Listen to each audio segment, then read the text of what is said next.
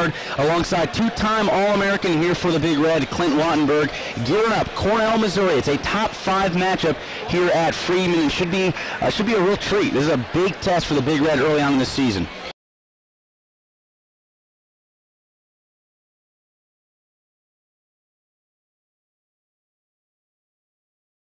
Have to work through.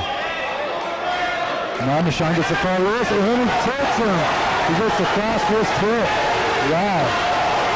And right now, a couple moves, but time is going to expire, and that's going to be a win for Zach Synon, and a big one. So early on, it's already 9-0 in favor of Missouri. Jeremy Menard alongside two-time All-American Clint Wattenberg.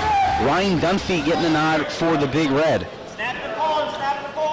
Well, Dunphy has been another guy that has filled in for the Big Red at a moment's notice, and he's definitely been well repaid with some good. He's got a back hook on the left side, working a single wrist on the right side, so he's working back and forth.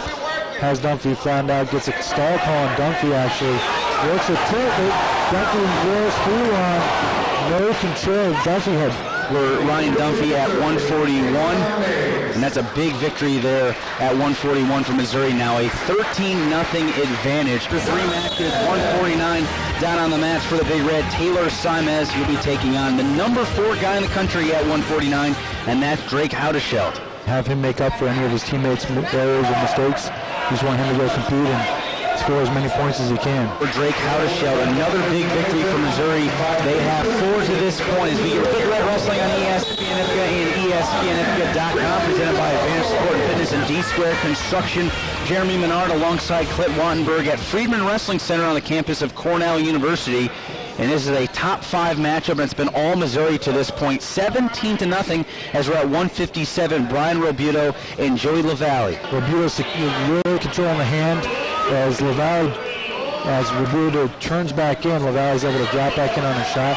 He's in on the high crouch, and Realbuto sitting in the corner, locks up a cradle, locks up a near side cradle off of the defensive and secures it for the reversal. Here we are, the final period.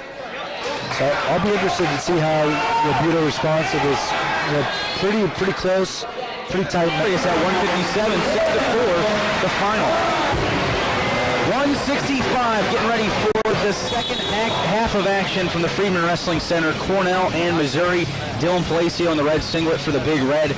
Mikey England in the black singlet for Missouri. Palacio does a great job of tying those opponents up, controlling 2-on-1s, elbows, wrists. And this opponent is no slouch. He's an NCAA qualifier. And Palacio counters a single leg, spins out, and he secures a takedown of his own. He's getting counted, but he's able to work up without a stall call though.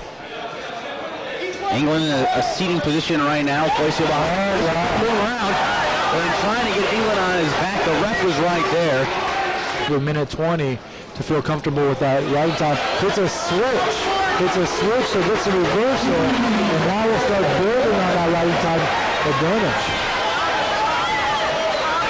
6-3 right now. Dylan Palacio trying to get as many points as possible. This could be big for the Big Red. Palacio's got a cradle locked up. On the other side cradle, he's trying to get his knees behind that foot and pin England's knee up to his head. A pin here would change the tide of this match, but England's able to power his leg free. That's about as close as you can get to reactions here from Friedman. Dylan Palacio almost had it, could almost get that advantage. Right now it stands 8-4. We'll get the victory, but it could have been much more right there. Yeah, the knowledgeable Friedman Wrestling Center fans believe that could have changed the tide of this real meet. So 8-4, add on the riding time, 9-4 advantage for Dylan Palacio. So he's already wrestled Mike England, who was actually just on the mats for Missouri at 165, lost to him at the Southern Scuffle, but here he is at 174 going against England's teammate Johnny Eblen. Eblen's able to circle in, and now he's pushing, controlling the center of the mat with that 2-on-1. Shanaman circles back in, keeps him off. So that's how staying aggressive, keep it to a regular decision. So 6-0, a 7-0 victory for Johnny Eblen. Gets the 1 minute of ride time.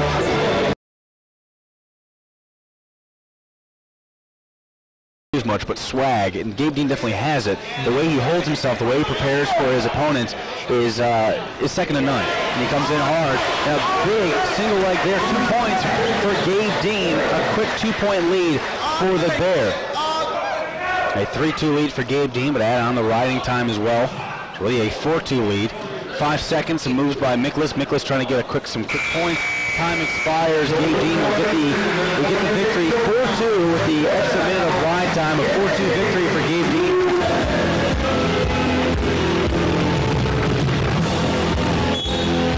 197 down on the mats. Big. In any event, Jace went top. Cox is up to his feet. And Jace is able to secure the breakdown, has a leg in, and now is trying to keep Jaden Cox down with him out. Back hooks him, back trips him. Looking to get that far side cradle with the leg in, but Cox is just too strong. Cox's leg is so strong, able to constantly get back up to his feet. But right now in the center of the mat. Hips over the leg and secures the reversal. The final score, 11-0, the victory for Jaden Cox. A major decision for the Missouri sophomore. 1 match remaining as at the races.